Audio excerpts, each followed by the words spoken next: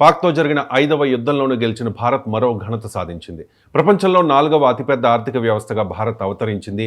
జపాన్ను అధిగమించి 4వ స్థానానికి చేరుకుంది భారత్. జీడీపీలో అమెరికా, చైనా, జర్మనీల తర్వాత స్థానం భారత్దే.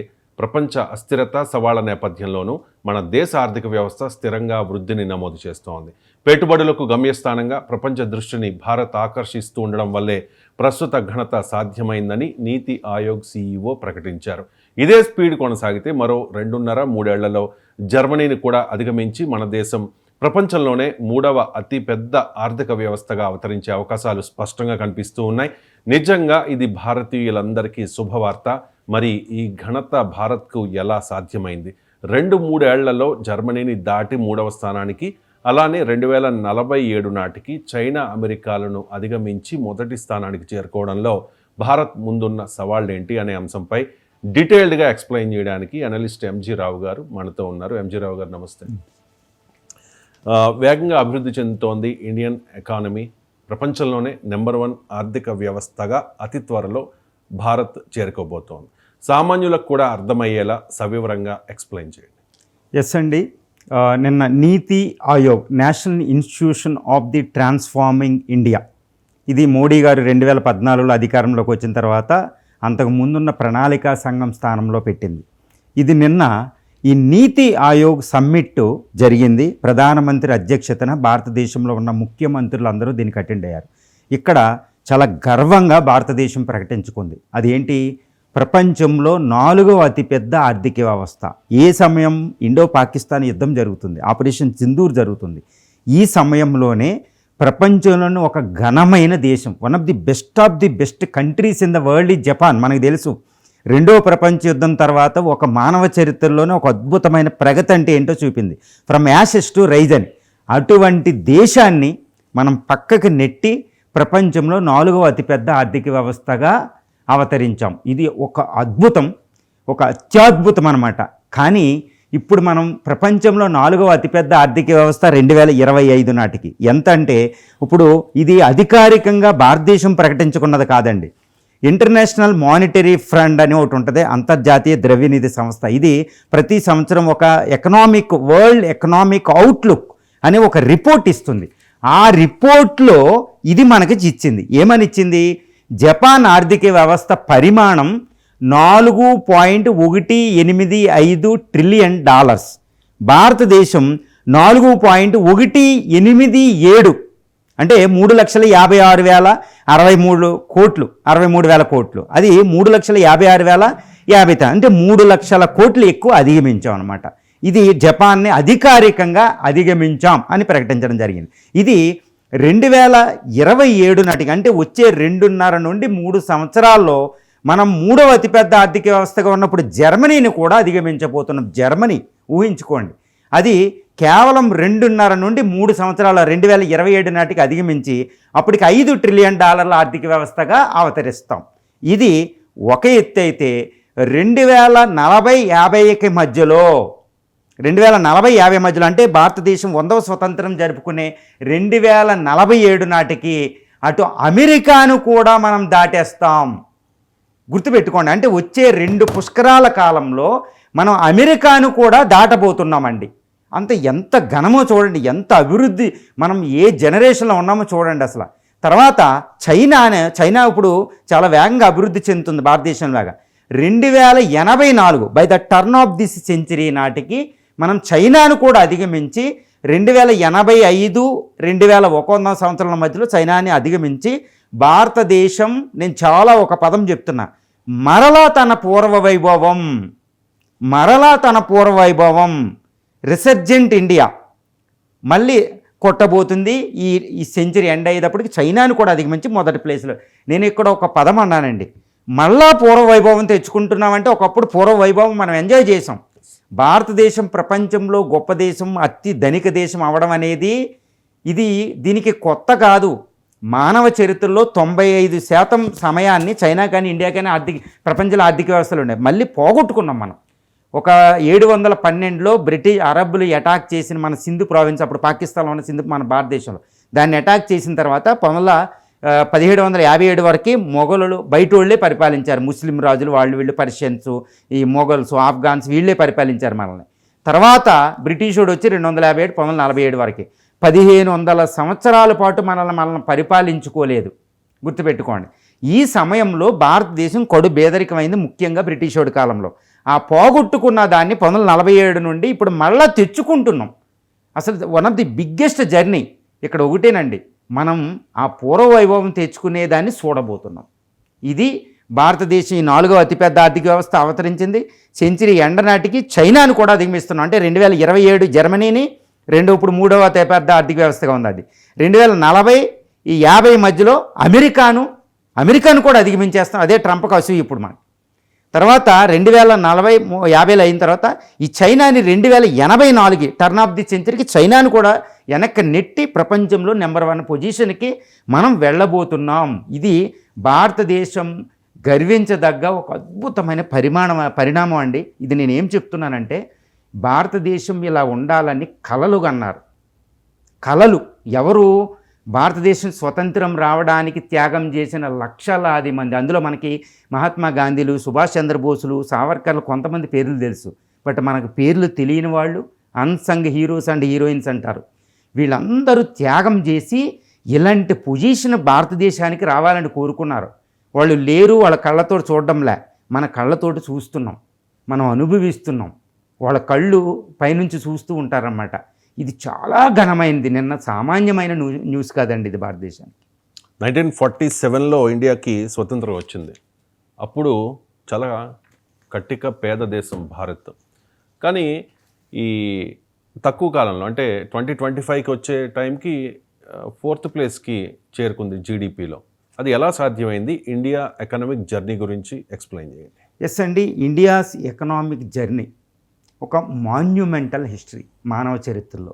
ఎందుకు అంటే 1947 నాటికి భారతదేశం పరిస్థితి ఏంటి? శశి థరూర్ గారు తన బుక్లో ఒక మాట చెప్పారనమాట. ఈయన కేంబ్రిడ్జ్ యూనివర్సిటీ వెళ్ళి ఒక స్పీచ్ ఇస్తారు, రిపరేషన్ స్పీచ్లో.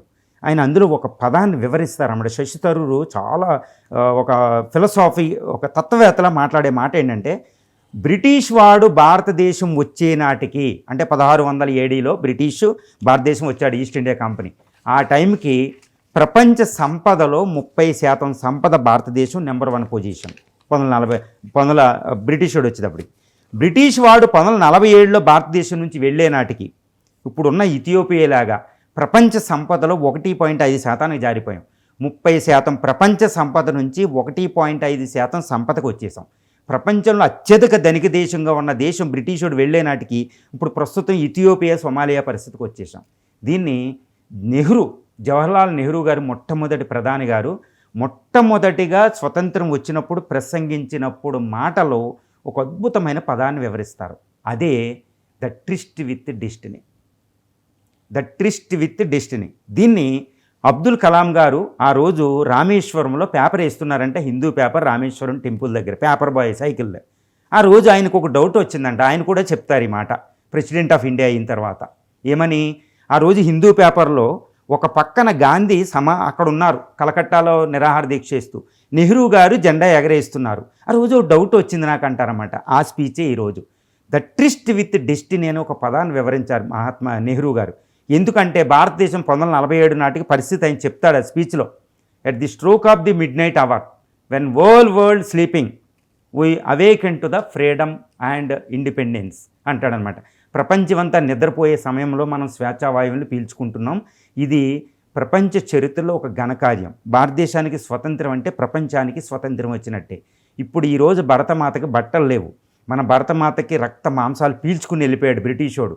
ఈరోజు స్వతంత్రం వచ్చిందంటే స్వతంత్రం పండగ కాదు, మనకి మన బాధ్యతను గుర్తు చేస్తుందని 77 సంవత్సరాల క్రితం 1947 ఆగస్టు 15న ద ట్రిస్ట్ విత్ డెస్టినీ అనే ఒక స్లోగాన్ ఇస్తాడు. One of the best speeches of the world అండి అది. ఏంటంటే ట్రిస్ట్ విత్ డెస్టినీ అంటే విధితో నిరంతర పోరాటం. మనం విధితో నిరంతర పోరాటం చేయాలని చెప్తాడనమాట.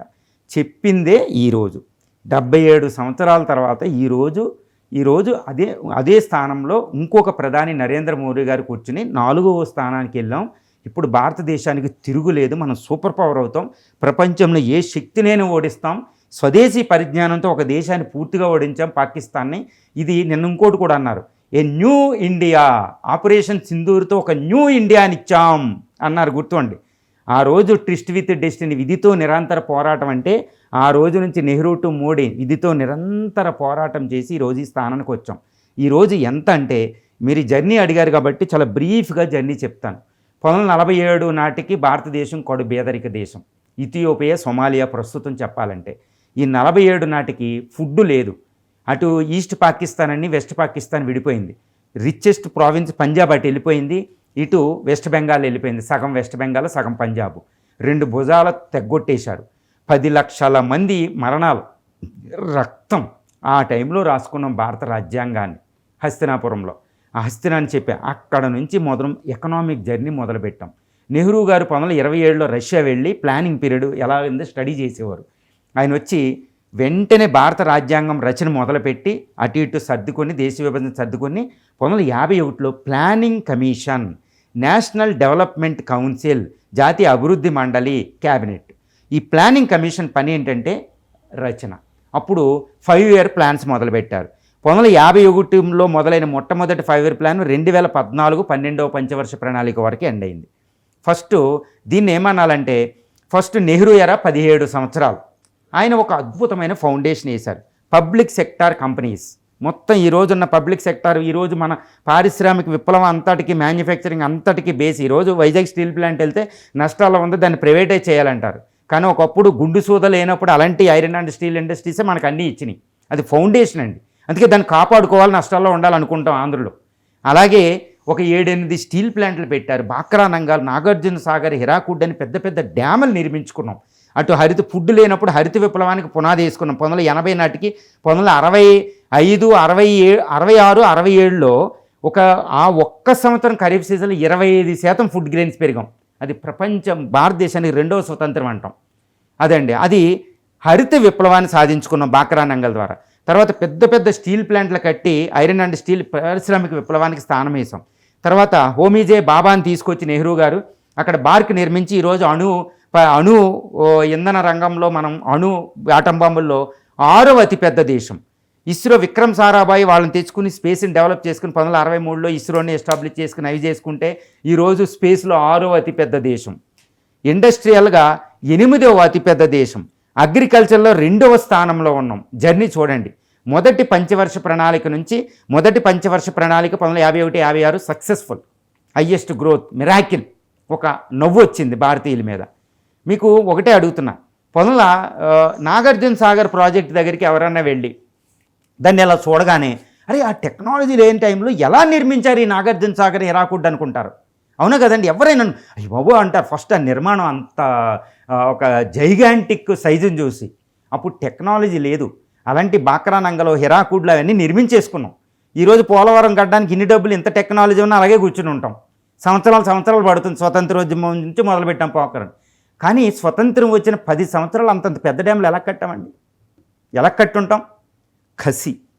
భారతదేశానికి స్వతంత్రం వచ్చిందని ఒక కసిని అలా పని కింద మారిస్తే వచ్చిన డ్యామ్లు అనమాట. అంతే సింబల్స్ అవి. వాటిని తక్కువ చూడకూడదు. అప్పుడున్న పబ్లిక్ సెక్టర్ అండర్టేకింగ్స్ అవన్నీ. అలా హరిత విప్లవం, పారిశ్రామిక విప్లవానికి స్థానం వేసుకుంటే 1980 వరకే భారతదేశం అభివృద్ధి ఎప్పుడు 3.4%, 3 కంటే కిందే. దాన్ని ఫారినర్స్, వెస్టర్న్స్ ఏమని పిలిచేవారు తెలుసా? మనల్ని అవమానకరంగా ఇదో హిందూ గ్రోత్ రేట్ అని పిలిచేవారు. ఎప్పుడు 3. మళ్ళీ భారతదేశాన్ని ఒక ఏనుగుతో పోల్చేవారు. ఎప్పుడు ఏనుగు ఎలా నడుతుందో అలాగే నడుతుంది. అది డ్రాగన్ ఎగిరిపోతుంది, ఏషియన్ టైగర్స్ ఎగిరిపోతున్నాయి, అక్కడ లాటిన్ అమెరికన్ టైగర్స్ ఎగిరిపోతున్నాయి, అమెరికాలు పైకి ఎగురుతుంటే మీరేది ఏనుగు కింద నడుతుందని ఏడిపించేవారు మనల్ని. ఇది ఒక హిందూ గ్రోత్ రేట్ అని పిలిచేవారు 3.4%. అంత అవమానకరం. ఆ PL480తో భిక్షపాత్రలో మనకి ఫుడ్ వేసేవారు. అంత అవమానకరంగా చూసేవారు. అందుకని ఈరోజు మనం మంచిగా ఉన్నామని గర్వపడకూడదు. వాళ్ళు త్యాగం చేస్తే వచ్చిన అవమానాలు.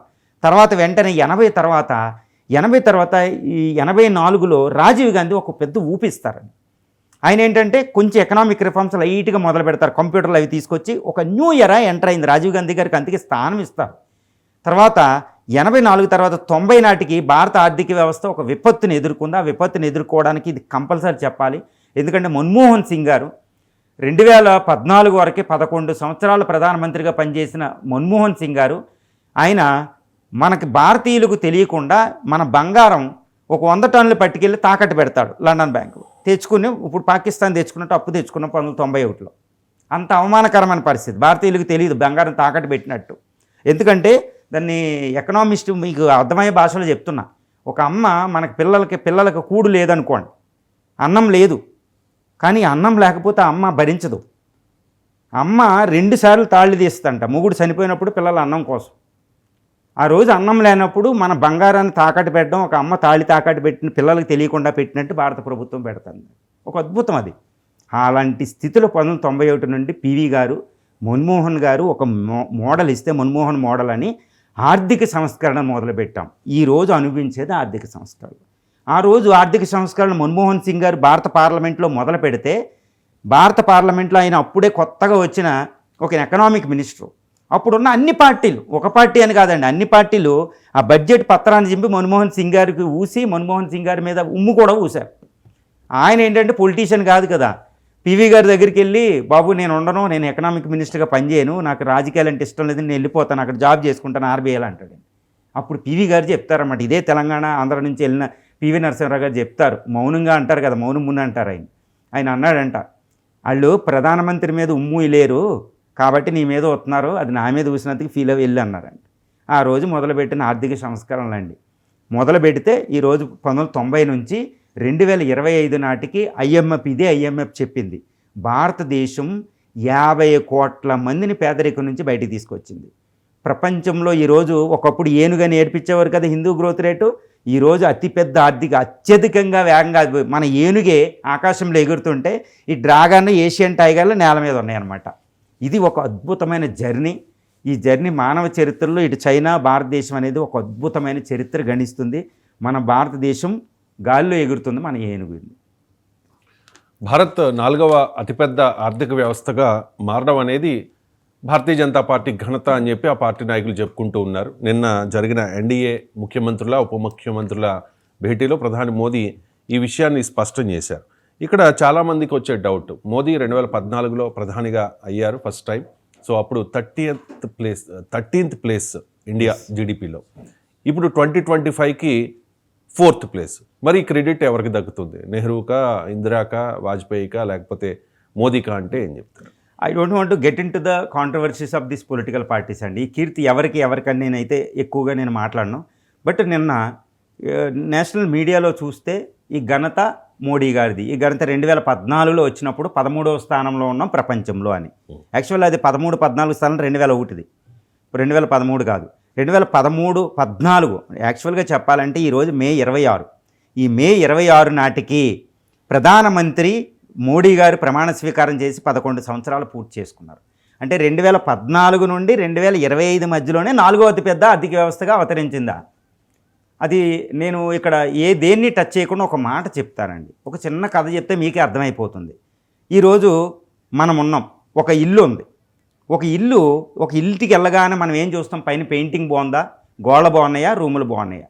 మరి ఆ ఇంటి కింద మనకి ఎప్పుడూ కనపడిన ఒక పునాది ఒకటి ఉంటుంది, ఒక పునాది. ఆ పునాది నిర్మాణం గట్టిగా లేకపోతే ఇల్లు ఉండదని మనకు అందరికీ తెలుసు. ఆ పునాది ఎంత గట్టిగా, ఎంత స్ట్రాంగ్గా, ఎంత అద్భుతంగా నిర్మించారో దాన్ని బట్టి పైన ఇల్లు ఉంటుంది. ఆ ఇల్లు 4 కాలాలు 100 సంవత్సరాల పాటు ఉంటుంది, అవునా కదా? ఈ పునాదిని ఎవడో స్మరించుకో. రెడ్ ఫోర్ట్ కింద, తాజ్మహల్ కింద ఉన్న పునాదిని మాట్లాడడం. మరి ఈరోజు 2014 నుంచి 13వ స్థానం నుంచి 4వ స్థానానికి వచ్చింది, అది కరెక్టే, అందులో ఎటువంటి తప్పు లేదు. మరి కింద కనపడని పునాది, ఒక కడు పేదరిక దేశం 1947లో ద ట్రిస్ట్ విత్ డెస్టినీ దగ్గర మొదలైన మనది. అంటే భరతమాతకి నెహ్రూ మాటల్లో కట్టు బట్టలు కూడా లేకుండా మాంసాహారాలు మింగేసి బ్రిటిష్ వాడు వెళ్తాడు. అది శశి థరూర్ భాషలో $40 ట్రిలియన్ భారత సంపద. అంటే ప్రస్తుతం అమెరికా సంపద 30 ట్రిలియన్, దానికి ఇంకో $10 ట్రిలియన్ సంపద బ్రిటిష్ వాడు పట్టుకుపోతాడు 250 సంవత్సరాల పాటు మనం పీడించి భరతమాతని. ఆ భరతమాతకి గుడ్డలు లేని టైం నుంచి చక్కగా గుడ్డలు తొడిగి 2014 13వ స్థానానికి తెచ్చింది ఎవరు? 2014 వరకే 1950 నుంచి 64 సంవత్సరాల పునాది. గ్రీన్ రెవల్యూషన్ స్వామినాథన్లు, లాల్ బహదూర్ శాస్త్రి జై కిసాన్ జై జవాన్లు, నెహ్రూ భిక్షపాత్ర తేలడం, ఇండిపెండెంట్ ఫారిన్ పాలసీ, ఇందిరా త్యాగం, హోమీజే బాబా, విక్రమ్ సారాభాయిని అమెరికాలో ఎన్ఆర్ఐని ఎవరు బతులున్నాడు తీసుకొచ్చారు ఇంటికి. ఒరే మన భారతదేశానికి స్వతంత్రం వచ్చింది. విక్రమ్ సారాభాయ్, ఈ హోమీజే బాబాలో అమెరికాలో ఎన్ఆర్ఐలు అనమాట. ఆ దేశం వెళ్ళిపోతారు బ్రిటిష్ వాళ్ళ టైంలో. చివరిగా వెళ్ళిపోయిన వాళ్ళని నెహ్రూ మొట్టమొదటి ప్రధాని అమెరికా టూర్కి వెళ్ళినప్పుడు అక్కడ ఫ్లైట్ దిగేసి వాళ్ళ ఇంటికి వెళ్ళిపోయి, ఒరే బాబు మన ఇండియాకి స్వతంత్రం వచ్చింది, మీరు ఇక్కడేం చేస్తారు, మనకు చాలా పని ఉందంటే వాళ్ళు కట్టు బట్టలతో సూట్ కేసులు పెట్టుకుని నెహ్రూ గారు ఫ్లైట్ ఎక్కి వచ్చిన వాళ్ళు. ఈరోజు బాబా అటమిక్ రీసెర్చ్ సెంటర్ 6వ స్థానం, 2014నేగా 6వ స్థానం. స్పేస్లో 2014కే మనకి పిఎస్ఎల్వి సక్సెస్ఫుల్ హార్స్ వచ్చేసింది. చూసారా, అన్ని టెక్నాలజీలు. అద్భుతమైన ఐటీ 2014కే ఐటీలో సూపర్ పవర్, సర్వీస్ సెక్టర్లో సూపర్ పవర్. కూడు ప్రాబ్లం లేదు. ఈరోజు కరోనా 2019లో కరోనా వస్తే 80 కోట్ల మంది ఇంట్లో కూర్చుని ఉంటే 100 కోట్ల మందికి 100 కోట్ల మంది ప్రజలకు సరిపడా ఫుడ్ ఎవరిచ్చారు? హరిత విప్లవం. ఈ లాల్ బహదూర్ శాస్త్రి, నెహ్రూ, ఇందిరాగాంధీ టైంలో, స్వామినాథన్లో, సుబ్రహ్మణ్య స్వామి వీళ్ళందరూ కష్టపడితే, అంటే మన పురాతన వాళ్ళని ఈరోజు నేనున్నాను, మనం ఉన్నాం. మనం ఈరోజు రక్తమాంసాలతో ఉండే వాళ్ళ డిఎన్ఏ నుంచి మన పూర్వీకులు మర్చిపోకూడదు. అందుకే పితృదేవత పాదన చేస్తాం. అందువల్ల 2014 ఈ కీర్తి ఎవరిది కాదండి. మనకి 2047 నాటికి 47 నుంచి పనిచేసిన ప్రతి ప్రధానికి, ప్రతి మినిస్టర్కి, ప్రతి సైనికుడికి, ప్రతి సైంటిస్ట్కి ఈ ఘనకార్యం చెందుతుంది. ఇది బీజేపీది కాదు, కాంగ్రెస్ కాదు, ఇది భారతీయులు అంతే. 4వ స్థానానికి రావడం అంటే ప్రపంచంలో 4వ అతిపెద్ద ధనిక దేశంగా భారత్ మారిపోయింది అని అనుకోవచ్చు అంటారు. అంటే భారత్ ధనిక దేశం అయిపోయిందా? ఇంకా ఏం సాధించాల్సిన అవసరం ఉంది? ఏమంటే ఇక్కడ ఏంటంటే ఇన్ఈక్వాలిటీ రిపోర్ట్ అనేటి ఉంటుంది. ఇప్పుడు భారతదేశం ప్రపంచంలోనే ధనిక దేశం, 4వ అతిపెద్ద ధనిక దేశం. ఏమంటే ఇది మనల్ని మిస్లీడ్ చేసేది, ఇది మనల్ని మోసం చేసేది. ఇందులో ఎక్కువ పండగలు చేసుకున్నాం అనుకో ముందుకు అడిగేయలేం. ఎందుకు అంటే జాగ్రత్తగా వినండి. I'm not criticising anyone, I'm not criticising India. మనం సాధించిన తక్కువ చేసి చూపించడం కాదు. నా ఉద్దేశం ఏంటంటే ఇంకా ఎంత సాధించాలో మనం చెప్పేది నేను చెప్తున్నాను అన్నమాట. ఇప్పుడు భారతదేశం 4వ స్థానం, కానీ మొదటి స్థానంలో ఉన్న అమెరికా జీడిపి అంతా $30 ట్రిలియన్. మనదెంత 4వ స్థానంలో? 4.187, $4 ట్రిలియన్. అమెరికా మొదటి స్థానంలో $30 ట్రిలియన్. మనకంటే 8 రెట్లు ఎక్కువ ఉంది. గుర్తుపెట్టుకోండి. తలసరి ఆదాయం అని ఒకటి ఉంటుంది. ఈ తలసరి ఆదాయం అంటే ఏంటంటే పెర్ క్యాపిటా. ఈ 140 కోట్లకి మనం ఇప్పుడు $4 ట్రిలియన్ పంచేస్తే సుమారు $3,000 వస్తుంది. కానీ అమెరికాలో $1,00,000. మనం మరి ఎంత ఎదగాలండి ఒక్కొక్కడికి సంపతే? తర్వాత రెండవ స్థానంలో ఉన్న చైనా ఆర్థిక వ్యవస్థ విలువ $20 ట్రిలియన్. ఇప్పుడు సుమారు $20 ట్రిలియన్. మనం ఎంత అండి? 4. అంటే మనకంటే ఎంత ఉంది? 5 రెట్లు, సుమారు 5 రెట్లు ఎక్కువ ఉంది చైనా. ఇప్పుడు పర్ క్యాపిటల్ ఇన్కంలో కూడా మనకు $3,000 అంటే దానికి ఒక $15,000 ఉంది. చైనా ఎంత ధనిక దేశమో చూడండి, మరి మనంత దేశమే. తర్వాత 3వ స్థానంలో ఉన్నది జర్మనీ, దానిది సుమారు $4.7 ట్రిలియన్. అది ఇప్పుడు అమెరికా, చైనాలతో పోలిస్తే మనం ఎక్కడ? అది. రెండో విషయం ఏంటంటే భారతదేశంలో నిరక్షరాస్యత ఎంత? అది అమెరికా, జర్మనీలో చూడండి. దాన్ని ఏమంటారంటే ఇంటర్నేషనల్లో ఒక సంస్థ యుఎన్డిపి అంటుంది, యునైటెడ్ నేషనల్ డెవలప్మెంట్ అథారిటీ అని. UNDP, United National Development Programme. ఇది హెచ్డిఐను డివైడ్ తీస్తుందండి. హ్యూమన్ డెవలప్మెంట్ ఇండెక్స్, మానవ అభివృద్ధి సూచిక అని ఒకటి ఇస్తుంది. దాన్ని బట్టి చూస్తే మనం ఎంత సాధించాలో తెలుస్తుంది. అందులో 190 దేశాలకు గాను మన స్థానం 130వ. ఆర్థికంగా మొత్తం సంపద చూస్తే 4వది. కానీ మానవ అభివృద్ధిలో అందరికీ పంచి, విద్య, వైద్యం ఇవన్నీ పరిగణనలో తీసుకుంటే మన స్థానం 130వ. ఇది అనమాట. యాక్చువల్గా మన పొజిషన్ 130వ మానవ అభివృద్ధి సూచికలో. ఇది అనమాట. 4 అంటే సంపద కాదు. తర్వాత మనం మొత్తం ఉన్న ఈ $4 ట్రిలియన్ 1% ఆఫ్ ది పీపుల్, పైన అదాని, తర్వాత అంబానీ ఇలాంటి వాళ్ళే 1% ఆఫ్ ది పాపులేషన్. మన సంపదలో 50% వాళ్ళ దగ్గరే ఉంది. ఇంకా కింద వాళ్ళకి ఏది? ఎస్సీ, ఎస్టీ, బీసీలకి ఏది? రూరల్ పీపుల్కి ఏది? ఉమెన్కి ఏది? ఇది. దీన్ని బట్టి మనం ఎక్కడ ఉన్నామో తెలుస్తుంది. ఇక రెండవ విషయం చూస్తే ఈ కింది తరగతి కింద 50% పాపులేషన్కి ఉండే సంపద 3%. ఘోర, అతి ఘోరం. ఇంత అనమాట. మళ్ళీ ట్యాక్సులు పే చేసేవాళ్ళు కింద వాళ్ళే 80% పే చేస్తారు. ఉన్నవాడే, లేనోడే. అంటే ఇక్కడ ఏమంటారంటే దీన్నే భారత్, ఇండియా. ఇండియా అంటే రిచ్ పీపుల్ ఇంగ్లీష్తో పదంతో, భారత్ అంటే పేద దేశం అనమాట. అంటే మనం 4వ స్థానంలో ఉన్న గర్వపడడానికి లేదు. 4వ స్థానంకి వచ్చా, అబ్బా గ్రోత్ రేట్లో సూపర్ ఉంది, వెళ్తామని. కానీ వెళ్ళడం అంటే అంత ఈజీ కాదండి. అంటే మనం సంపద 4వ స్థానంలోకి వచ్చామంటే మిగిలిన దేశాలతో పోలిస్తే చాలా వెనకబడి ఉన్నాం. పెర్ క్యాపిటల్ ఇన్కమ్ తలసరి ఆదాయం చూస్తే ఒక వ్యక్తికి ఆదాయం చూస్తే చాలా తక్కువ ఉన్నాం. నిరక్షరాస్యత ఎక్కువ, విద్య లేదు, వైద్యం లేదు. ఈరోజే నిన్నే ప్రధాని 4వ అతిపెద్ద ఆర్థిక వ్యవస్థని ప్రకటిస్తుంటే ఢిల్లీలో, అదే సమయంలో ఉత్తరప్రదేశ్లో ఒక స్త్రీ డెలివరీ హాస్పిటల్లో బెడ్ కూడా లేకుండా రోడ్డు మీద బలవంతంగా చేసుకోవాల్సి వచ్చింది. అది భారతదేశ ప్రస్తుత పరిస్థితి. మనం చాలా జర్నీ చేయాలి. సంపద పోగుపడుతుంది, కానీ అందరికీ చెందలేదు, కొంతమందికే చెందుతుంది. అందరికీ సామ్యవాదం, భారత రాజ్యాంగంలో పీఠికలో సామ్యవాదం అనే ప్రిన్సిపల్ ఇంకా కనుమరుగులోనే ఉంది. కాబట్టి మనం ఇంకా చాలా జర్నీ చేయాలి, ఆకలి బాధలు తీరి చాలా చాలా వెళ్ళాలండి. 2047 అంటే ఇంకా మనకి 22 ఇయర్స్ ఉంది. సో అమృతకాల లక్ష్యాలు దానిలో భాగంగా టాప్కి వెళ్ళాలి అని చెప్పేసి, అమెరికాను దాటాలి అని చెప్పి, ఇప్పుడు మీరు చెప్తున్నట్టుగా $30 ట్రిలియన్ ఎకానమీ అమెరికాది, మనది 4.187, చాలా తక్కువ అమెరికాతో కంపేర్ చేసుకుంటే. ఇంకా ఏం చేయాల్సిన అవసరం ఉంది మనం? ఎస్ అండి, ఇప్పుడు నరేంద్ర మోడీ గారు 2014లో వచ్చిన తర్వాత ప్లానింగ్ కమిషన్ దాన్ని తీసి ఇది నీతి ఆయోగ్ పెట్టి ఆయన ఒక అద్భుతమైన పని చేశారు. అదేంటంటే అమృతకాల లక్ష్యాలు. అంటే 2020 ఆల్మోస్ట్ మొదలైందనమాట. అంటే 2022 నుండి అమృతకాల లక్ష్యాలు మొదలైనవి. ఇది ఎప్పటివరకు 2047 నాటికి. 2047 అంటే ఇండియా ఎట్ 2047 ఆర్ఎల్స్ ఇండియా ఎట్ 100. అంటే 2047లో స్వతంత్రం వచ్చాం, 2047 నాటికి 100వ స్వతంత్ర దినోత్సవాన్ని మనం నడుపుకోబోతున్నాం.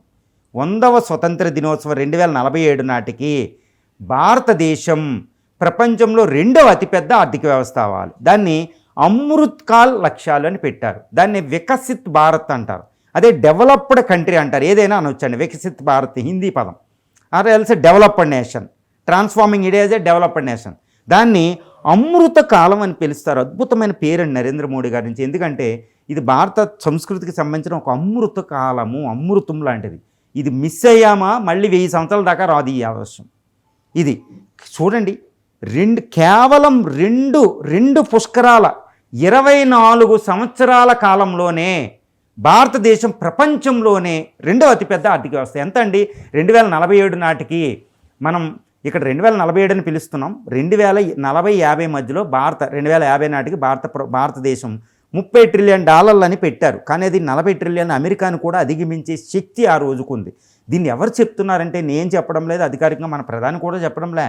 ప్రపంచ ఆర్థిక గణాంక సంస్థలు ఉంటాయండి. ఓకే, సమ్ అసెస్మెంట్ ఇన్స్టిట్యూషన్స్ ఉంటాయి, ఐఎంఎఫ్ లాగా. ఈ IMF, international monetary fund, IBRD, international bank for reconstruction and development, IBRD 2, Nomura, S&P, Standard and Poor, Goldman and Sachs, even FBI, ఇది ఫెడరల్ ఇన్వెస్టిగేషన్ బ్యూరో అని అమెరికాది ఉంటుంది, అధ్యక్షుడికి సీక్రెట్ రిపోర్ట్, అది కూడా చెప్పిందనమాట. యునానిమస్గా ఏకకంఠంతో ముక్తకంఠంగా చెప్పింది ప్రపంచంలో 2047-50 మధ్యలోకి అమెరికాని అధిగమిస్తుంది ఇండియా అని. ఇది అద్భుతం అనమాట. కానీ అంత ఈజీ కాదు కదా, కేవలం 24 సంవత్సరాలు మనం పైకి వెళ్ళాలి. అందుకే ఇప్పుడు అటు పాకిస్తాన్, చైనా ఏ యుద్ధంలో భారతదేశాన్ని యుద్ధంలో లాగేద్దామా, ఏదైనా ప్రకృతి విపత్తు ఏదైనా వచ్చేసి దీన్ని ఆపేస్తుందా అని బాధపడుతున్నారు వాళ్ళు. భారతదేశం ఒక అద్భుతంగా వచ్చే 24 సంవత్సరాలు కేవలం ఒక్క నిమిషాన్ని కూడా వేస్ట్ చేసుకోకూడదు. అందుకే అమృత్ కాలం.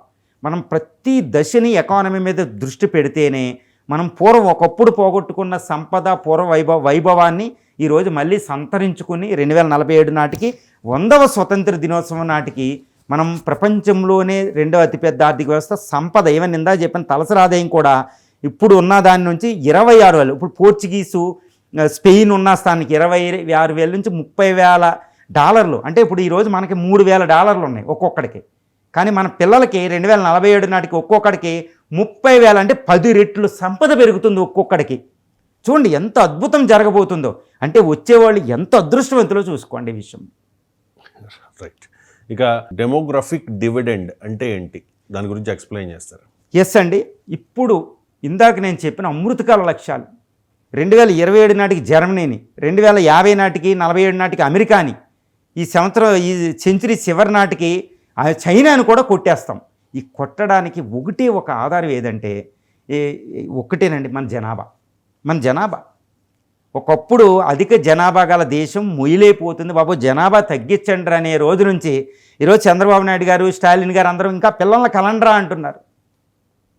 అర్థమైందండి. ఎందుకు అంటే ఒకప్పుడు ఒక 10 సంవత్సరాల క్రితం జనాభా అంటే అధిక భారం, కానీ ఇప్పుడు జనాభా అంటే వరం. ఎందుకు అంటే ఈ డెమోగ్రఫిక్ డివిడెండ్ని తెలుగులో ఏమంటామంటే జనాభా లాభం అంటాం అనమాట. జనాభా లాభం. జనాభా లాభము అంటే అత్యధిక జనాభా ఆర్థిక అభివృద్ధి కింద వృద్ధి కింద కన్వర్ట్ అవ్వడాన్ని జనాభా లాభం అంటారు. ఎందుకంటే లేబర్ ఫోర్స్ ఎక్కువ. ఈ లేబర్ ఫోర్స్ వల్ల ఏం జరిగిద్దంటే జనాభా లాభం అంటే ఆర్థిక అభివృద్ధి ఎలా వస్తుందో చూడండి. ఈ అధిక జనాభా వల్ల అత్యధిక జనాభా వల్ల చీప్ లేబర్ ఫోర్స్ వస్తారు. పని చేసేవాళ్ళు చాలా తక్కువ ఉంటారమ్మా, ఎక్కువగా ఉంటారు. కాబట్టి అందుకే యాపిల్ కంపెనీ కూడా ఇక్కడే పెద్దది. అదొకటి, ఎక్కువ చీప్ లేబర్ ఫోర్స్ దొరికిద్ది. పెట్టుబడిదారులు ఇక్కడికి వస్తారు, పెట్టుబడులు ఇక్కడికి వస్తాయి. ఓకే, దానివల్ల ఎక్కువ ప్రొడక్షన్ జరిగిద్ది, ఎక్కువ ఎంప్లాయ్మెంట్ అవుతుంది, అధిక సంపద వస్తుంది. ఈ అధిక సంపద వల్ల ఆదాయాలు పెరిగి విద్య వైద్యం మీద ఎవరి కాళ్ళే ఖర్చులు పెట్టుకోగలుగుతారు, ఎవరికి ఏ కుటుంబాల కాళ్ళు. మళ్ళీ అది ఆర్థిక వ్యవస్థకి వెళ్ళద్ది. దీనివల్ల అధిక వృద్ధి రేటు సంభవిస్తుంది అనమాట. ఇది జనాభా. అధిక వృద్ధి వల్ల అభివృద్ధి వస్తుంది, అభివృద్ధి వల్ల సమ్మిళిత అభివృద్ధులు వస్తాయి. కాబట్టి ఆర్థిక వ్యవస్థ ఎక్కువ జనాభా వల్ల ఎంతో పెద్దగా వెళ్ళిపోద్ది అనమాట. ఆర్థిక సూపర్ పవర్ వద్దు. అది చైనాలో జరిగింది. 2020 వరకే చైనా అభివృద్ధి చెందింది. ఇప్పుడు డెమోగ్రఫిక్ డివిడెండ్ అది ఎండ్ అయిపోయింది. భారతదేశంలో అత్యధిక జనాభాలో మొత్తం జనాభాలో చూడండి ఎలా ఉంటుందంటే మొత్తం 142 కోట్ల మంది జనాభాలో 68% వర్క్ ఫోర్స్ పనిచేసేవాళ్ళు అనమాట. వాళ్ళు ఎవరు అంటే 15 సంవత్సరాల నుంచి 59-60 సంవత్సరాల దాకా మధ్యలో, 15 నుంచి 60 సంవత్సరాల మధ్యలో ఉన్నవాళ్ళు పనిచేసే వయసు అనమాట. 0 నుంచి 15 వరకు చదువుకునేవాళ్ళు. తర్వాత వృద్ధులు 60 సంవత్సరాలు. ఈ 15 నుంచి 60 సంవత్సరాల మధ్యలో ఉన్నవాళ్ళు 68%, అది 100 కోట్ల మంది. ప్రపంచం మొత్తం వర్క్ ఫోర్స్లో, ప్రపంచం మొత్తం పనిచేసే వాళ్ళలో అది ప్రస్తుతం 2030 నాటికి ప్రపంచంలో పనిచేసేవాళ్ళు 25% భారతదేశంలో ఉండబోతున్నారు. ఇది భారతదేశం 2030 నాటికి మొత్తం పనిచేసేవాళ్ళు, ప్రపంచంలో పనిచేసేవాళ్ళు 25% భారతదేశంలో ఉండబోతున్నారు. అంటే పెట్టుబడులు ఇక్కడికే వస్తాయి కదా, ఇదే కదా మార్కెట్ కూడా, ఇక్కడే ఆదాయాలు ఎంప్లాయ్మెంట్ పెరుగుతుంది. కాబట్టి వీళ్ళకి కొనుగోలు శక్తి సామర్థ్యం ఉంటుంది. అంటే మార్కెట్ ఒకటి, ప్రొడక్షన్ ఒకటి, ఇవన్నీ మనమేనమాట. అంటే ప్రపంచాన్ని శాసించబోతున్నాం. ఏ విధంగా ప్రపంచంలో ఇప్పుడు చూడండి, జపాన్, ఇటు ఇజ్రాయెల్, ఇటు అమెరికా, ఇటు కెనడా, మెక్సికో, ఆస్ట్రేలియా, ఇటు రష్యా, ఎక్కడ ఇప్పుడు ఈవెన్ ఖతార్లో ఫుట్బాల్ స్టేడియం జరుగుతుంటే అక్కడ అందరూ భారతీయులే. ఖతార్ పాపులేషన్ 20% భారతీయులే, యుఏఈ పాపులేషన్ 20% భారతీయులే. అమెరికాలో చేసేది ఇండియన్స్ ఎక్కువ పనిచేసి బయట పంపిస్తారంటే మన వాళ్ళే 3 కోట్ల మంది ఇండియన్స్ బయట ఉన్నారంటే there is an other India outside India. భారతదేశం వెలుపులు ఇంకో భారతదేశం ఉంది 3 కోట్ల మందితో. వాళ్ళు ఎవరు? సుందర్ పిచ్చై పెద్ద పెద్ద నుంచి, సాఫ్ట్వేర్ ఇంజనీర్ల నుంచి, సర్వేల నుంచి, డాక్టర్ల నుంచి ఉన్నారు. వాళ్ళు ఇంకొక ఇండియా అంత సంపద ఉంది వాళ్ళ దగ్గర. వీళ్ళు ఎక్కువ అవుతారు, ఎందుకంటే ప్రపంచ జనాభా మన దగ్గరే ఉంది పనిచేసేవాళ్ళు. ప్రపంచంలో ప్రతి దేశం మన మీద ఆధారపడి ఉండాలి పనిచేసే వాళ్ళకి. ప్రపంచంలో పెద్ద పెద్ద కంపెనీ ఇండియా వచ్చి తయారు చేసుకోవాలి, ఎక్కడి నుంచి ఎక్స్పోర్ట్ చేయాలి. ఇప్పుడు యాపిల్ కంపెనీ అదే, ట్రంప్ వద్దనే ఇక్కడికి వస్తుంది. సో ఈ విధంగా మ్యానుఫ్యాక్చరింగ్ హబ్ అయిపోతుంది అనమాట. ఇది జనాభా లాభం. ఇక్కడ ఒక పెద్ద విషయం ఒకటండి, ఈ జనాభా లాభం ప్రతి దేశానికి వస్తుంది ఒక్కో టైంలో. అది కాలచక్రం అన్నమాట. బ్రిటన్కి వచ్చింది ఒకసారి, అది పెద్ద దేశం అయిపోయింది. అమెరికాకు వచ్చింది, ప్రపంచంలో పెద్ద దేశం అయిపోయింది. చైనాకు వచ్చింది, ప్రపంచంలో పెద్ద దేశం, అది 2020లో అయిపోయింది. ఇప్పుడు భారతదేశం ఈ డెమోగ్రఫిక్ డివిడెండ్ని ఒక 45 సంవత్సరాలు ఉంటుందంటండి. ఇది ఆల్రెడీ 2010లో మొదలైంది. 2010లో మొదలయ్యి 2045-55 మధ్యలో ఎండ్ అయిపోద్ది. అంటే భారతదేశం ధనిక దేశం అవ్వాలి అంటే ఈ డెమోగ్రఫిక్ డివిడెండ్ లాభం ఉండే ఎప్పుడు 2045-55 మధ్యలో లోపే మనం అయిపోవాలి, సర్దేసుకోవాలి సార్. మళ్ళీ ఇది ఒక్కసారి మిస్ అవుతే మళ్ళీ 1000 సంవత్సరాలు వెయిట్ చేయాలి. అందుకే ఇది అమృత్ కాల్. ఈ జనాభా లాభం అంటే ప్రికారియస్ వచ్చేసింది, మన చేతిలో ఉంది. 10 సంవత్సరాలు అయిపోయింది, ఇంకా కేవలం 35 సంవత్సరాల్లో మనం ఎంత చేసుకోవాలో ఊహించండి. మన జనాభాయే మన ఆస్తి. ఈ జనాభాని అద్భుతమైన శక్తి సామర్థ్యాలతో పెంచి పోషించి ముందుకెళ్ళాలన్నమాట. సో ఇది చాలా క్రిటికల్ ఇష్యూ అనమాట. డెమోగ్రఫిక్ ఇష్యూస్లో వస్తుంది ఎకనామిక్ డెమోగ్రఫీలో. అంటే 2045-55 మధ్యలో ఇది ఎండ్ అయిపోతుంది. ఈ మధ్యలో 24 సంవత్సరాలు, వచ్చే 24 సంవత్సరాలు ఈ జనాభాను ఉపయోగించుకుని ప్రపంచంలో రిచెస్ట్ దేశం అయిపోవాలి. అటు చైనా అయిపోయినట్టు. మిస్ అయ్యామా యుద్ధాల్లో కట్టి ఇరుక్కుని ప్రకృతి విపత్తుల్లో, మళ్ళీ 1000 సంవత్సరాలు వెయిట్ చేయాలని. కాబట్టి అమృతకాలమే కదా, ఈ అమృతకాలాన్ని వినియోగించుకోవడానికి అద్భుతమైన పేరు పెట్టారు మోడీ గారు ఈ విషయంలో. 2047 నాటికి అమెరికాను కూడా దాటాలి ఎకానమీలో అంటే మీరు చెప్తున్నట్టుగా అందరి శక్తి సామర్థ్యాలని ఒడిసి పట్టి పనిచేయాల్సిన అవసరం ఉంది. సో భారతదేశానికి స్వతంత్రం వచ్చి 100 సంవత్సరాలు దాటే టైంకి అంటే 2047కి అమెరికాను కూడా బీట్ చేయాలంటే భారత్ వ్యూహం ఏ విధంగా ఉండాలి? ఎస్ అండి. ఇప్పుడు మనం అమృత కాలం అని పెట్టుకుని ఒక అద్భుత వ్యూహంతో ముందుకెళ్తున్నాం. మంచి అద్భుత వ్యూహంతో మనం ముందుకెళ్తున్నాం. ఏ వ్యూహాలు మనం చూడండి, మనది సింపుల్ అనమాట. నేను చాలా సింపుల్గా ఈ విషయాన్ని చెప్తాను. మొత్తం అగ్రికల్చర్ మీద ఆధారపడే పాపులేషన్ సుమారు 48% ఉంది. అగ్రికల్చర్లో ఉండిపోయింది. ఇందాక చెప్పిన లేబర్ ఫోర్స్ 100 కోట్ల లేబర్ ఫోర్సు అక్కడ 48% అక్కడ ఉండిపోయింది అగ్రికల్చర్లో. మిగిలిన దాంట్లో ఒక 27% ఇండస్ట్రియల్లో ఉంది. మిగిలిన వాళ్ళందరూ సర్వీసెస్ సెక్టర్లో ఉన్నారు. ఈ 48% వర్క్ ఫోర్స్ని, అంటే వాళ్ళు మోస్ట్లీ ఇల్లిటరేట్స్, నిరక్షరాస్యులు, రూరల్ ఏరియాలు, వీళ్ళకి ఏదో ఒక స్కిల్ ఇచ్చి ఆ 48% అగ్రికల్చర్ మీద తగ్గించి, ఎందుకంటే ఇంకా చాలా అందులో 10% ఉన్నా కూడా అగ్రికల్చర్ ఇంకా బాగా చేయొచ్చు. ఎక్కువ మంది ఉన్నారు అక్కడ. ప్రచన్న నిరుద్యోగిత అంటారు, డిస్గైజ్డ్ అన్ఎంప్లాయ్మెంట్ అని. వాళ్ళు అత్యధికం అక్కడ ఉండిపోయారు. వాళ్ళని బయటికి తీసుకొచ్చి ఉన్న వాళ్ళతో చేపించి అద్భుతంగా వాళ్ళని ఇండస్ట్రియల్ సర్వీస్ సెక్టర్లో సర్దేయాలి. ఇది మొత్తం ఎకనామిక్ పాలసీ. అప్పుడు మనం డెమోగ్రఫిక్ డివిడెండ్ని ఉపయోగించుకున్నాం. అందుకని భారతదేశం ఒక అద్భుతమైన స్కీమ్లు 1998 నుంచే మొదలుపెట్టేసింది. అప్పటి నుంచి ఉన్న ప్రతి ప్రైమ్ మినిస్టర్కి ఇది చెందుతుందన్నమాట. మన్మోహన్ సింగ్ గారు మ్యానుఫ్యాక్చరింగ్ పాలసీ మొదలుపెట్టారు, నేషనల్ మ్యానుఫ్యాక్చరింగ్. దాన్ని మోడీ గారు మంచిగా మేక్ ఇన్ ఇండియా అని మొదలుపెట్టారు. ఒక అద్భుతమైన లోగో ఇచ్చి, సింహానికి నొట్లు అయ్యి ఉంటాయి, మంచి లోగో ఇచ్చారు. తర్వాత సర్వశిక్ష అభియాన్, ప్రాథమిక విద్యా పథకం, world's largest scheme, world's largest scheme, infrastructure, road, NHDP Vajpayee గారి టైంలో మొదలుపెట్టిన national highway development authority, one of the biggest industrial road development programme అది. Bridges, dams, irrigation, okay, primary health, world's largest primary health scheme is there in India. ఈ ఆరోగ్యశ్రీ అంతా, ఓకే, national Ayushman భావ లాంటివి. So one of the best programme. అంటే human development, మానవ వనరుల అభివృద్ధికి కొన్ని స్కీమ్స్ ఉంటే, రెండోది ఫిజికల్ ఇన్ఫ్రాస్ట్రక్చర్ కొన్ని స్కీమ్స్ ఉంటాయి. World's largest programme, port development, coastal corridor ఇవన్నీ, వీటికి అంతు లేదనమాట. వరల్డ్స్ లార్జెస్ట్ స్కీమ్ అండి ఇవి. వీటిని ఎందుకు మొదలు పెడుతున్నాం? ఇప్పుడు bullet train, freight corridors, international freight corridors, okay, road schemes, ఇవన్నీ world's largest schemes. Manufacturing, fourth industrial revolution, AI, ఇదంతా మంచి వ్యూహంతో వెళ్తుందండి. అద్భుతంగా మనం వెళ్తున్నాం. ఈ గ్రోత్ రేట్ 6.5 ఉన్నది సరిపోదు. డబుల్ డిజిట్ గ్రోత్ రేట్కి మన ఇండియన్ ఆర్థిక వ్యవస్థను పట్టుకెళ్లే విధంగా ఇప్పుడు ప్రయత్నాలు జరుగుతున్నాయి. కానీ కరోనా వచ్చి గ్రోత్ రేట్ పడిపోయింది. 2009-8లో భారత వృద్ధి రేటు 11% వృద్ధి చెందింది. 2008-9లో తర్వాత అది పడిపోయింది అనమాట. ఇప్పుడు 6.5% ఉంది. ఎందుకంటే ప్రపంచం అంతా యుద్ధాలమయం ఇదంతా ఉంది. కానీ ప్రపంచంలో అత్యధికంగా వేగంగా అభివృద్ధి చెందేది గొప్ప చెప్పుకోకూడదు. మనకు అది సరిపోదు. 2050 నాటికి అమెరికాని అధిగమించాలంటే ఇది 10% వృద్ధి రేటు కావాల్సిన సామర్థ్యం మన దగ్గర ఉంది. డెమోగ్రఫిక్ డివిడెండ్ రూపంలో జనాభా లాభం, దాన్ని 10% వృద్ధి రేటుకి వెళ్ళే విధంగా వ్యూహాలు రూపొందించాలి. అది బలహీనత. దాన్ని ఇప్పుడు సర్దడానికి ప్రయత్నాలు జరుగుతున్నాయి, తీవ్ర ప్రయత్నాలు. భారత్ ప్రజాస్వామ్య దేశం, చైనా కమ్యూనిస్టు దేశం. కానీ భారత్ చైనాతో కంపేర్ చేస్తే చాలా స్లోగా వృద్ధి చెందుతోంది. చైనాతో కంపేర్ చేస్తే అంటే భారత్లో ప్రజాస్వామ్యం ఉండడం వల్లే చైనాతో మనం పోటీ పడలేకపోతూ ఉన్నాము అని చెప్పి కొంతమంది చెప్తూ ఉంటారు. ఈ వాదనతో మీరు ఏకీభవిస్తారా? ఎక్స్ప్లెయిన్. ఈ వాదన ఏంటంటే, డెమోక్రసీ, మన అద్భుతమైన స్టేట్మెంట్ ఉందన్నమాట. Democracy May delay but it can deliver అని ఒకటి ఉంటుంది అనమాట. ఇప్పుడు చైనా ఉంది.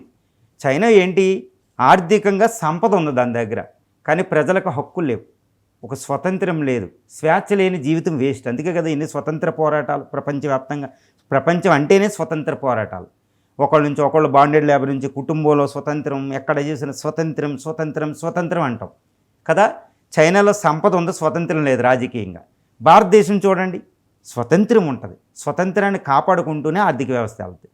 ఇప్పుడు నేనే అడుగుతాను క్వశ్చన్, సంపద కావాలా స్వతంత్రం కావాలంటే అందరూ స్వతంత్రాన్ని కోరుకుంటారు, సంపద తక్కువైనా ఆనందాన్ని కోరుకుంటారు. చైనాలో సంపద ఉంది, ఆనందం లేదు. భారతదేశంలో ఆనందం ఉంది, దాన్ని కాపాడుకుంటూనే అభివృద్ధి చెందుతుంది. ఇప్పుడు ప్రజాస్వామ్యం అనే దానివల్ల ఆర్థిక వ్యవస్థ లేట్ అయ్యింది, తప్పలేదు. ఎందుకు? ఒక చిన్న డ్యామ్ కడదాం అనుకున్నాం, ఏది, నర్మదా బచావత్. మేధా పాట్కర్ అనే ఒక సాధారణ స్త్రీ గృహిణి ఎన్విరాన్మెంటల్ ప్రొటెక్ట్ చేద్దామని, అది కూడా లేకపోతే ఇంకెందుకు ఆర్థిక వృద్ధి, ప్రొటెక్ట్ చేద్దామని కోర్టుకి వెళ్తే నర్మదా బచావత్ డ్యామ్ లేట్ అయింది. అలా చైనాలో వెళితే ఆవిడ కనపడదు కంటికి, నోబెల్ లారెట్లే కనపడరు. ఏ దేశం కావాలండి? భారతదేశం కావాలి. ఇది కావాలి. ప్రజాస్వామ్యం ఉంది కాబట్టి మనం ఏనుగు నెమ్మదిగా మొదలుపెట్టి ఈరోజు గాలిలో ఎగురుతుంది. అక్కడ ఆర్థిక వ్యవస్థ డ్రాగన్ గాలిలో ఎగిరి మళ్ళీ భూమి మీదకి వచ్చింది. మళ్ళీ అది చైనా కూడా కలిసి ఉండదు. యుఎస్ఎస్ఆర్ అలాగే వెళ్ళి విడిపోయింది 15 ముక్కలు. కానీ అమెరికా చూడండి అలాగే ఉంటుంది. అంటే ప్రజాస్వామ్యం వల్లే మనం సాధించే ఆర్థిక అభివృద్ధికి విలువ ఉంటుంది. అంటే ప్రజాస్వామ్యం ఆనందాన్ని ఇస్తుంది. ఎందుకంటే మనకు ప్రాథమిక హక్కులు ఉన్నాయి. భారత రాజ్యాంగంలో 12 నుంచి 36వ ఆర్టికల్ వరకు ప్రాథమిక హక్కులు ఉన్నాయి. జీవించే హక్కు 21 ఉంది. అరెస్ట్ నుంచి కాపాడుకు 21 ఉన్నాయి. ఓకే, మత సామరస్యపు హక్కులు ఉన్నాయి. ఓకే, సమానత్వపు హక్కులు ఉన్నాయి. స్వేచ్ఛలు ఆర్టికల్ 19లో 6 రకాల స్వేచ్ఛలు ఇచ్చాం. చైనాలో స్వేచ్ఛలు మాట్లాడవు. కాబట్టి అది సంపద ఇంపార్టెంట్ కాదు. ఇప్పుడు అభివృద్ధి అనేది మీరు అడిగినట్టు ప్రజాస్వామ్యం వల్ల కొంచెం లేట్ అయ్యింది, తప్పేం లేదు. కానీ చైనాలో 2 పిల్లలను కనుక్కునే స్వతంత్రం కూడా లేదు మొన్నటిదాకా. భారతదేశంలో ఎంతమంది అయినా పిల్లలను కనుక్కో, అది ప్రాథమిక హక్కు. చూసారా, భారతీయులు ఒప్పుకోరు. నేనే చెప్తున్నా, సంజీవ్ గాంధీ బలవంతంగా వెసెక్టమీ ట్యూబెక్టమీ ఆపరేషన్లు చేసినందుకు, బలవంతం ఆపరేషన్లు చేసి పిల్లలు పుట్టకుండా చేసినందుకు మళ్ళీ కాంగ్రెస్ ఓడిపోవాల్సి వచ్చింది. అది భారతదేశం. అంటే భారతదేశం ప్రజాస్వామ్యంతోనే ఆర్థిక అభివృద్ధికి వెళ్ళాలి. భారతదేశం ఒక అద్భుతమైన ఆధ్యాత్మిక దేశం. అంటే ప్రజాస్వామ్యం స్లో చేసినా ఫైనల్గా అది శాశ్వతంగా అభివృద్ధి ఇవ్వగలిగింది. చైనాలో ముందు వెళ్ళిపోయిన కమ్యూనిస్ట్ అది విడిపోతుంది. కాబట్టి ప్రజాస్వామ్యంతో కాపాడుకుంటూనే మన ఆర్థిక వ్యవస్థ ఉండాలి. ప్రజల సుఖ సంతోషాలు ఉంటేనే ఆర్థిక వ్యవస్థ ఉండాలి. భారత రాజ్యాంగం 1947లో వచ్చింది, అదే ఈ రోజుకి ఉంది 1950 నుంచి. అది ఉంటూనే మనం వెళ్తున్నాం. అన్ని వైవిధ్యాన్ని కాపాడుకుంటున్న ఇంత పెద్ద భారతదేశాన్ని, 670 భాషలున్న భారతదేశాన్ని, ఓకే, ప్రపంచంలో అన్ని మతాలున్న భారతదేశాన్ని, ఇన్ని శీతోష్ణ స్థితులు ఉన్న భారతదేశాన్ని, ఇంత వైవిధ్యాన్ని ఒకే దేశంగా కాపాడుకుంటూ ముందుకు వెళ్తూనే ఆర్థిక అభివృద్ధి చెందుతున్నాం. ఒక అత్యద్భుతం. కాబట్టి చైనాతో కంపారిజనే కాదండి ఇది. భారత్ వృద్ధి చెందే విధానంలో అలాగే అనుసరించే వ్యూహాల్లో ఉన్న లోపాలేంటి అండ్ వాటిని ఎలా అధిగమించాల్సిన అవసరం ఉంది? అంటే బలహీనతలు ఉన్నాయి ఆర్థికంగా ఎదగడంలో అనేది కొంతమంది చెప్తున్నమాట. అండ్ రాజ్యాంగం పాత్ర ఏంటి దీనిలో? ఎస్ అండి, ఇక్కడ చాలా ముఖ్యమైన విషయం ఏంటంటే భారతదేశం అభివృద్ధి చెందుతుంది. నేను చెప్పాను 4వ అతిపెద్ద ఆర్థిక వ్యవస్థ, మనం పండగ చేసుకుంటున్నాం. కానీ వేరే దేశాలతో పోలిస్తే, పెర్ క్యాపిటల్ ఇన్కమ్తో పోలిస్తే, అదేవిధంగా మెటర్నల్ మాతృ మరణాలతో పోలిస్తే ఇల్లిటరసీ 74% ఉంది. అక్కడ 100% ఉంటాయి. మన పరిస్థితి ఏంటి? అంత సంపద ఏంటి? ఇదే ముంబైలో ధరావి అనేది పెద్ద పెద్ద స్కై రాకెట్స్ ఉంటే పక్కన ధరావి అనే ఏషియాస్ లార్జెస్ట్ మురికివాడు ఉంటుంది. భారతదేశంలో అన్ని చోట్ల మురికివాళ్లే. ఇది అగ్రికల్చర్లో ఇన్కమ్స్ లేవు. ఇప్పటికీ కేబీకే డిస్టిక్లో స్టార్వేషన్ డెత్స్ జరుగుతున్నాయి. ఇంకా ఆకలి సావులు అనేది అక్కడక్కడ సంభవిస్తున్నాయి. అందరికీ ఫుడ్ లేదు. భారతదేశం ఉమెన్ ఇంకా ప్రాతినిధ్యం లేదు. ఎస్సీ ఎస్టీలకు ప్రాతినిధ్యం లేదు. సామాజిక న్యాయం లేదు. రాజ్యాంగంలో ఇంకా కొన్ని లక్ష్యాలు అలాగే ఉండిపోయినాయి. కానీ ప్రపంచంలో 4వ అతిపెద్ద ఆర్థిక వ్యవస్థ. సామ్యవాదం ఎక్కడుంది? సామ్యవాద సంపద అందరికీ సృష్టి, రాజ్యాంగం చెప్పినట్టు ఎక్కడా లేదు. అది లేనప్పుడు ఎంత సంపద ఉంటే ఎవరికి కావాలి? నీ కుటుంబంలో 10 మంది 4 పిల్లలు ఉంటే, ఈ 4 పిల్లల్లో ఒకడే ఎంజాయ్ చేసి 3 పక్కనుంటే అందరూ నిందిస్తారు తండ్రిని, ఇది నాకు పెట్టలేదు నాకు. భారతదేశం సంపద ఏంటి? ఇప్పటికీ క్యాస్టిజం అలాగే ఉంది. ఉమెన్ పార్టిసిపేషన్ లేదు. 90% 80% ఉమెన్కి అసలు లేదు. రిజర్వేషన్ లేవు, మహిళా రిజర్వేషను. ఇండియాలో సగం మంది మహిళలు అసలు అభివృద్ధిలోనే లేరు. అంటే భారతదేశం 140 కోట్లు 70 కోట్లు ఉమెన్ అయితే వాళ్ళందరూ పక్కన ఉంటే మనం ఎక్కడ అభివృద్ధి చేయాలి? మన చేతులు సరిపోతాయా? సరిపోవు. భారతదేశంలో స్త్రీ చేసే దానికి అసలు విలువే కట్టలేం. పశువులు చేసేదానికి విలువ కట్టలేం. అగ్రికల్చర్ వాళ్ళు నిజంగా పశువులు లేకపోతే పెట్రోల్ ఎంత ఇంపోర్ట్ చేసుకోవాలి, ఇంకో $100 బిలియన్. సో కొన్ని విలువ లేని వాళ్ళకి విలువ ఇవ్వాలి. అంటే సమ్మిళిత అభివృద్ధి కావాలి. అంటే మనం కేవలం అభివృద్ధి సమ్మిళిత అభివృద్ధి అని ఉంటాయండి.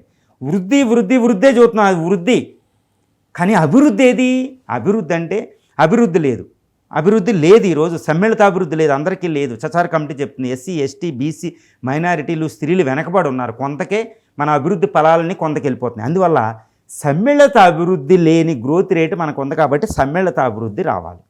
2, ఎంప్లాయ్మెంట్ జాబ్ ఓరియంటేషన్ పెరగాలి. అమృతకాల లక్ష్యాలు చెప్పుకున్నట్టే వృద్ధి వెళ్తూనే అభివృద్ధి కావాలి. విద్య వైద్యం అంటే వెళ్ళాలి. మానవ వనరులు అభివృద్ధి చేసుకోవాలి. ఫిజికల్ ఇన్ఫ్రాస్ట్రక్చర్కి ఎక్కువ పెట్టుబడులు తెచ్చుకోవాలి. ధరలు నియంత్రణలో ఉండాలి. బ్యాంక్స్ అనేవి ఎక్కువగా అందుబాటులో ఉండాలి. నిధులు ఇన్వెస్ట్మెంట్ చిన్నవాళ్ళకి. అగ్రికల్చర్ డెవలప్మెంట్ అనేది చాలా జాగ్రత్తగా జరగాలి. తర్వాత రూరల్ డెవలప్మెంట్ లేదు.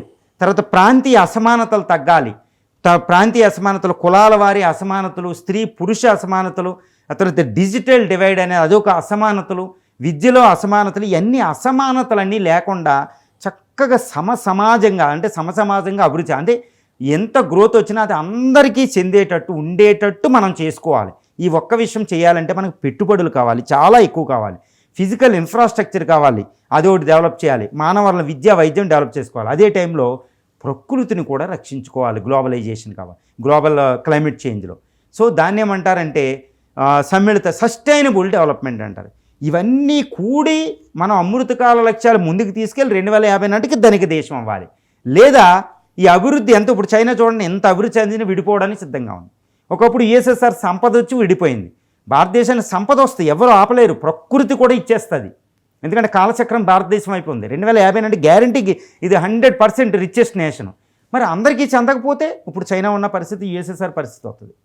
అందువల్ల ఏంటంటే చాలా జాగరూకతతో సమ్మిళిత అభివృద్ధితో అద్భుతమైన ప్రగతి సాధిస్తూనే అది అందరికీ డిస్ట్రిబ్యూట్ అయ్యేటట్టు రాజ్యాంగంలో చెప్పబడిన సామాజిక ఆర్థిక రాజకీయ న్యాయాలతో దృష్టి పెట్టాలి. 1950లో రాజ్యాంగ నిర్మాతలు చెప్పినట్టు. బ్రిటిషర్స్ దాదాపు 250 ఏళ్ల పాటు మన దేశాన్ని దోచుకున్నారు, సంపదను కొల్లగొట్టారు.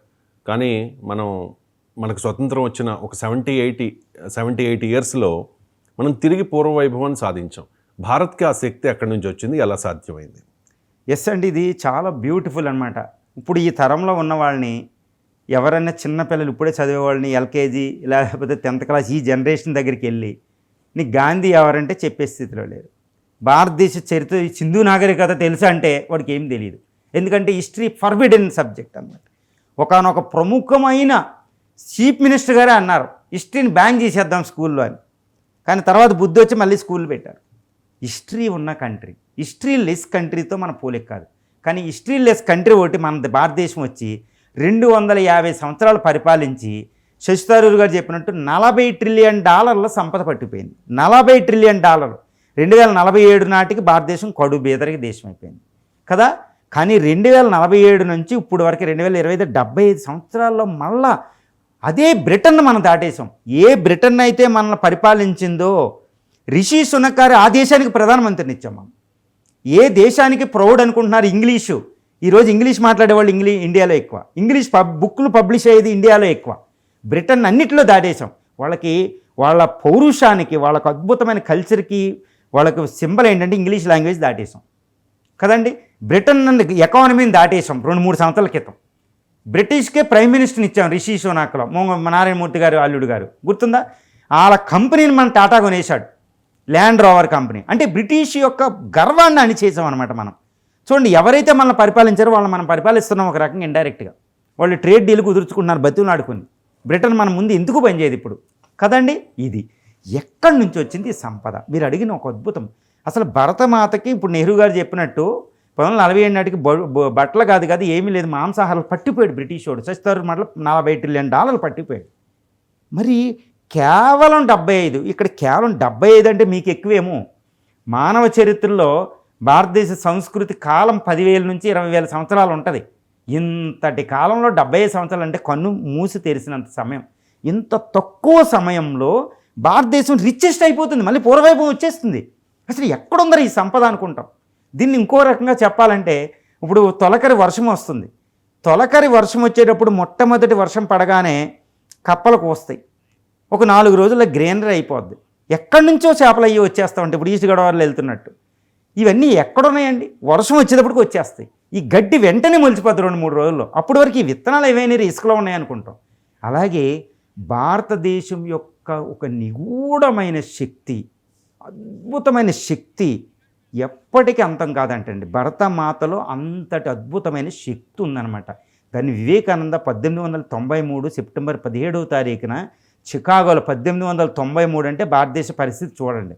ఆనాడు 21 సంవత్సరాల ఒక యువకుడు వివేకానంద ప్రకటిస్తాడు, ఇది భారతదేశ శక్తి, దీన్ని ఎవ్వడూ నాశనం చేయలేడు, ఇది వెళుతుంది. ఆ రోజు పాపం ఎందుకన్నాడో ఈరోజు మనం అనుభవిస్తున్నాం. నిజమే కదా, ఆయన ఒప్పుకోవాలి. దాన్ని ఆయన ఏమంటాడంటే ఒక అసిమిలేషన్ పవర్ ఉంటుంది. ఇప్పుడు భారతదేశ శక్తి ఏంటంటే ఒక అద్భుతమైన శక్తి. ఆ శక్తి ఏంటంటే జనాభా. ప్రపంచం మానవ చరిత్రలో ఎప్పుడూ కూడా భారతదేశం టాప్ 3 పాపులేషన్ కంట్రీ. జనాభా లేకపోతే ఈరోజు అవ్వం కదా. భరతమాత ఎంతమందినైనా పెంచి పోషిస్తుంది. దానికి ఆధారం శీతోష్ణ స్థితి. అవునండి, ఇది భారతదేశం. జనాభా అనేది ఒక శక్తి, ఎవడు తీసుకెళ్ళాడు. రెండోది ఏంటంటే భారతదేశం నేలలు 32 లక్షల చదరపు కిలోమీటర్లు ఉంటుంది. 32 87 263 ఇంతటి భాగంలో ఉన్న నేల, అది ఎంతైనా వ్యవసాయం పండిస్తుంది. ప్రపంచ వ్యవసాయ వ్యవస్థలో రెండో అతిపెద్ద ఆర్థిక వ్యవస్థ. అక్కడ నుంచి మనం మొదలుపెట్టాం.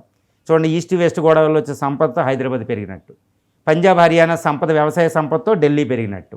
ఇలాగ వ్యవసాయం చూడండి, ఋతుపవనాలు, అద్భుతమైన వర్షం, ప్రకృతి అనమాట. బ్రిటిషోడు ఈ ప్రకృతిని పట్టుకెళ్ళాడు కదా.